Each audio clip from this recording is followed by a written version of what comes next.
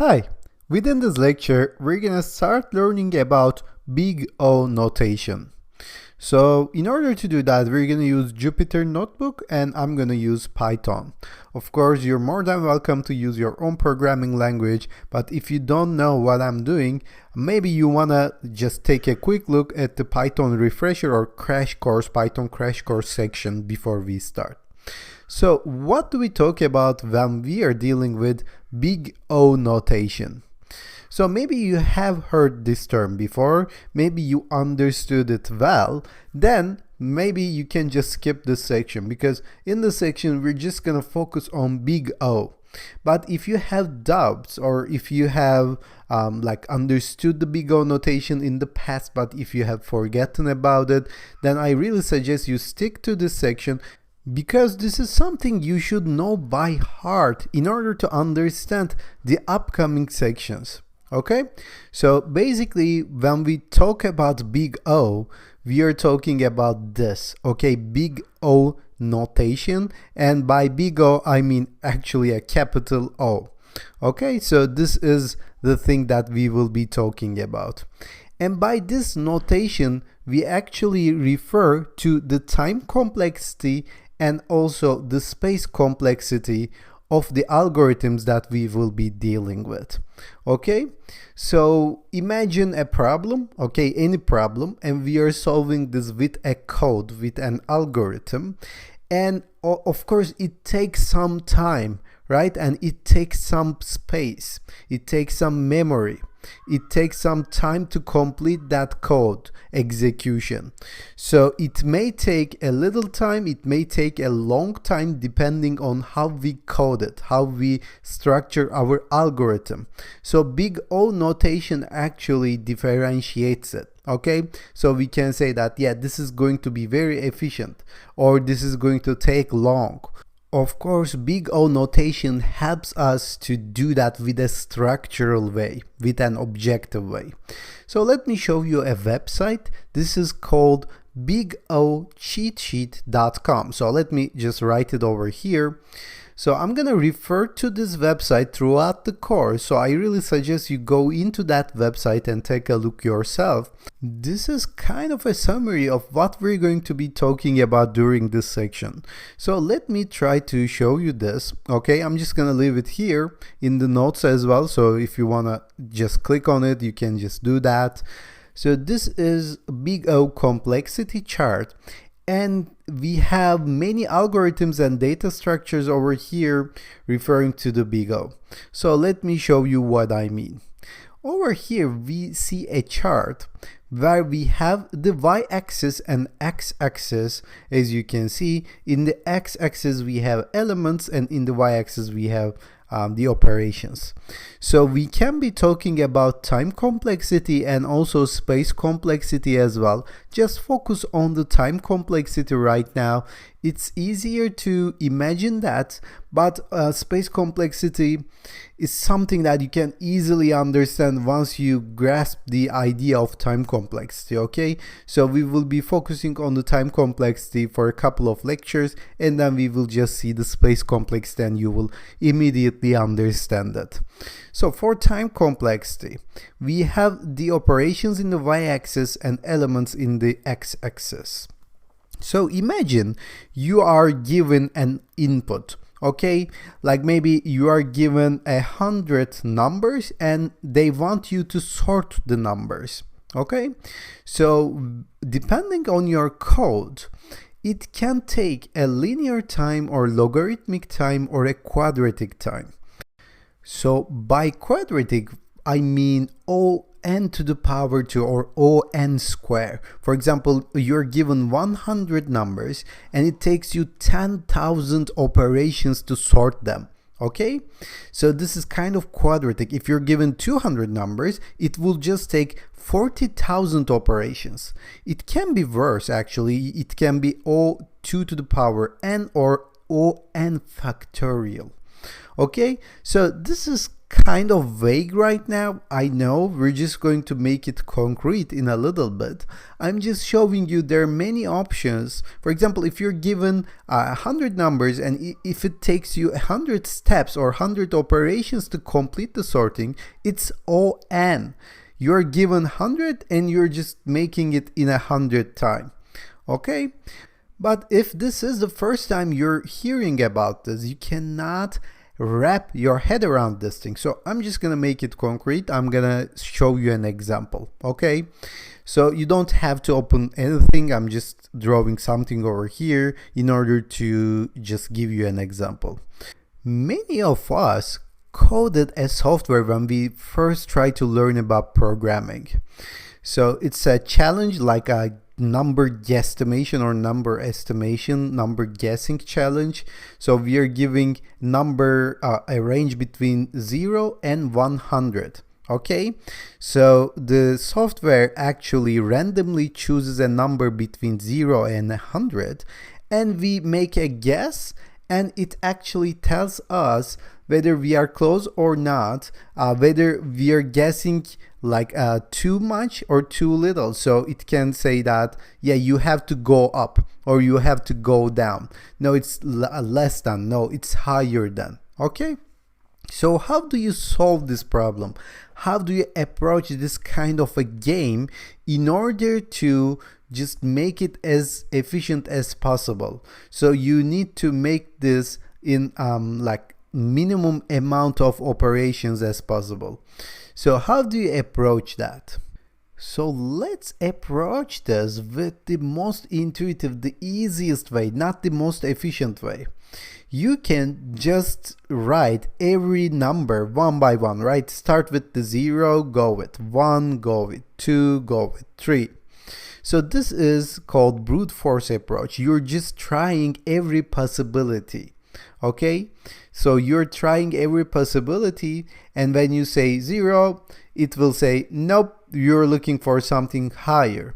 Then I'm just gonna say 1, it will just say no, you're looking for something higher, and I will just increase it one by one till I find the random number that I'm looking for.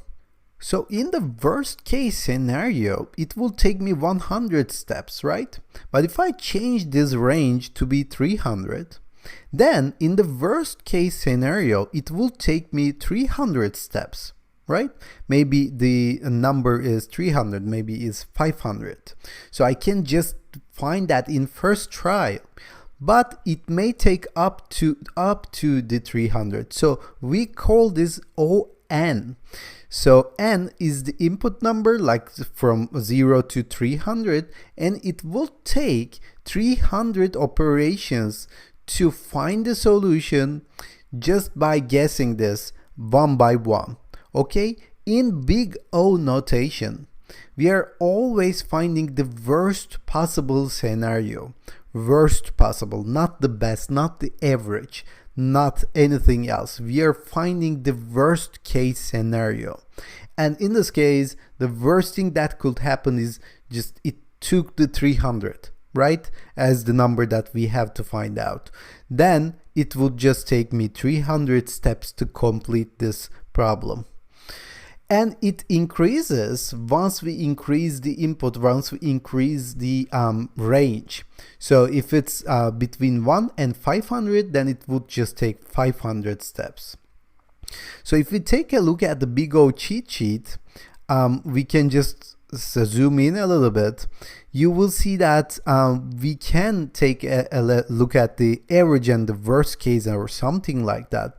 But in fact, even if we can take a look at the best case and the average case and the worst case, they're not even shown with the big O notation. They are shown with the gamma notation or theta notation.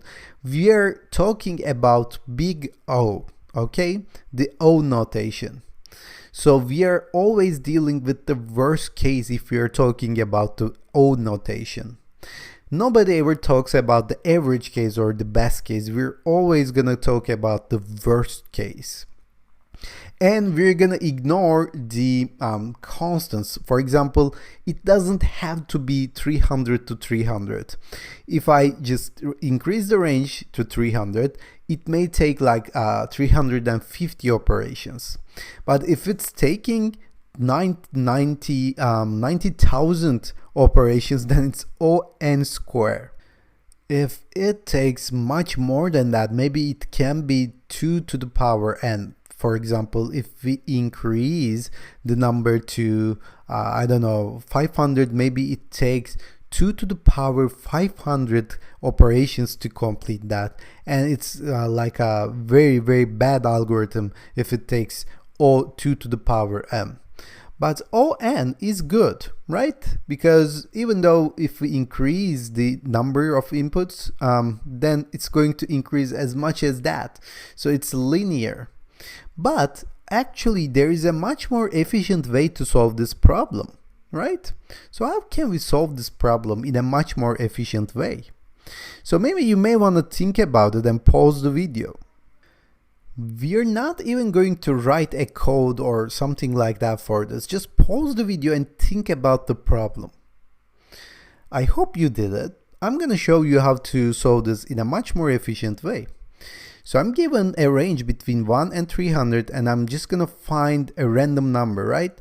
So what I can do, I can find the middle number, right? So it's very easy to find the middle number. Just add them together and just divide it by 2. And I can say, yeah, my estimation is 150. And program, the software will say to me, nope, that is not what you're looking for. You're looking for something higher. Then I'm just gonna take the middle point one more time. Middle point between 150 and 300 is something like 225. Then software will tell me, nope, you're looking for something higher. Then I'm just gonna find the middle number one more time.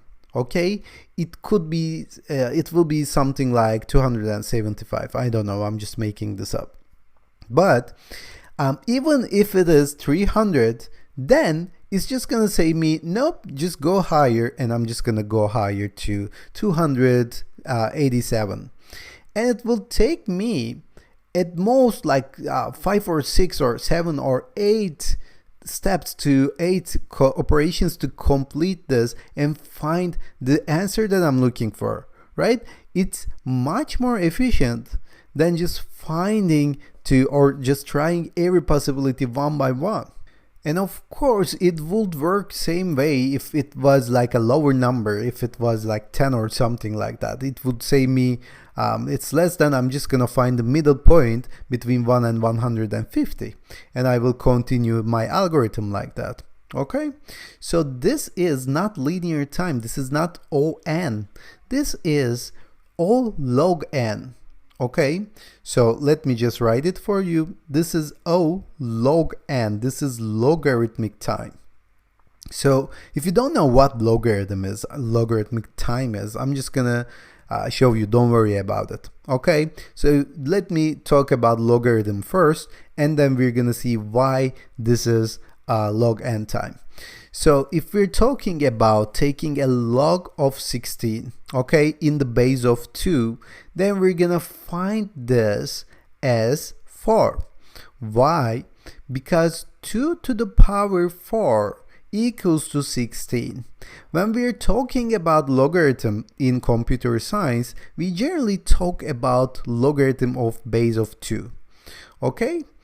So if you have never seen logarithm in any of the high school or I don't know, college, then just think about this.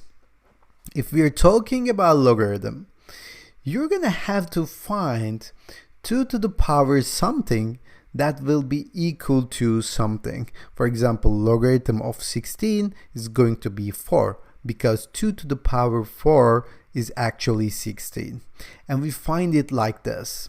16 divided by 2, 8 divided by 2, 4 divided by 2, okay? And finally 2 divided by 2. Once we reach the 1, then it's completed over there, and it took me 4 steps to complete this. This is how we calculate the logarithm, and this is exactly doing that, right? It just takes the half of it in each step, and it would take only like a logarithmic time to complete that.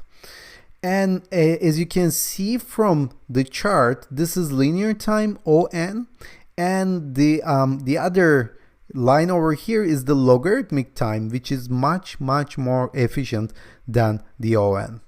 If you see something like O1, it means constant time.